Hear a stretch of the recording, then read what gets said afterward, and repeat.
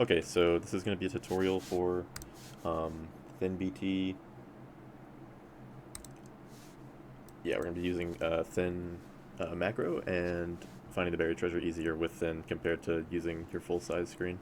So go to Jingle, go to Scripts, Resizing, Customize, and then enter your ThinBT. If you're using a 1080p monitor, anywhere around this value, keep it at 1080, but somewhere around 300 to 350 should be fine.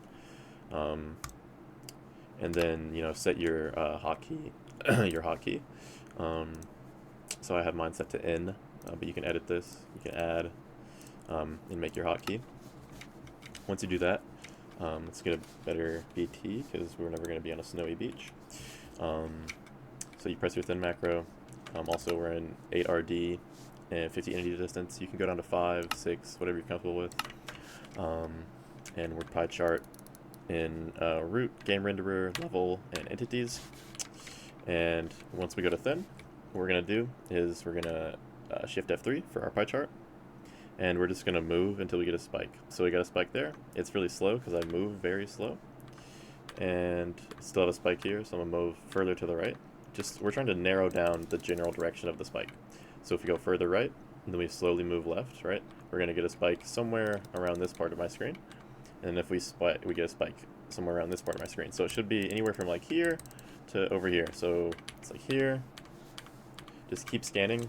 We want to use the edge of these chunk borders, right? So you notice how it spikes. So basically, when you're in a chunk border, the corner will always be blue, and all the chunk border corners and surrounding chunks will be red. So this red, like you see, this corner right here, it's blue because I'm standing in the chunk. All the other corners are blue because I'm standing in it. And the chunk borders in front of me, these are all the corners, they're red. So we want to use these red lines and these blue lines as places for the spike, because it spikes right on the chunk border, you see? If it's not on my screen, it's not going to spike. But as soon as I move my mouse to the chunk border, it spikes, you see? This blue line is what we're looking at. And this blue line, same thing over here, spikes. And so I know that it's going to be within these two chunk borders. That doesn't necessarily mean it's this one in front of me, although it is. It could be further this way. That's why you scan.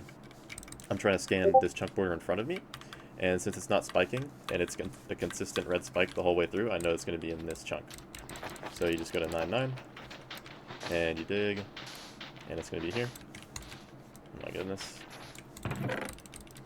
If we go to another one, just for another example, I'm just paying attention to the chunk borders, do a spin, get a spike this way. So it's going to be this chunk. And I know this because I was in this chunk, I spun, I got a spike, I narrowed it down between these two chunk borders, you see? One chunk border, and I know it can't be further in front of me because I scan like this, right, to make it spike. This chunk border here, it spikes, so it can still be in front of me. This chunk border over here, this one, it doesn't spike because it's already in this chunk. Everywhere I'll scan, it will be a red spike. And so it's going to be here. Remember, it always spawns on 9. One more. So do a spin. It's this direction. It's here because it didn't spike.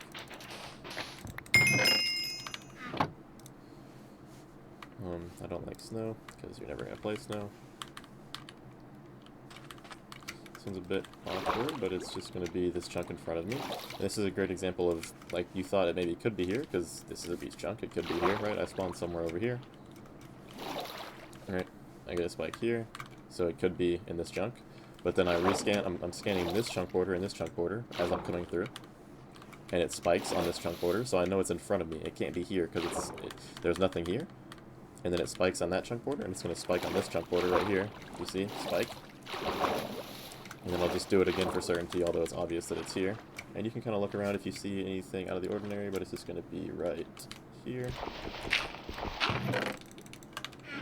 And that's how you do ThinBT.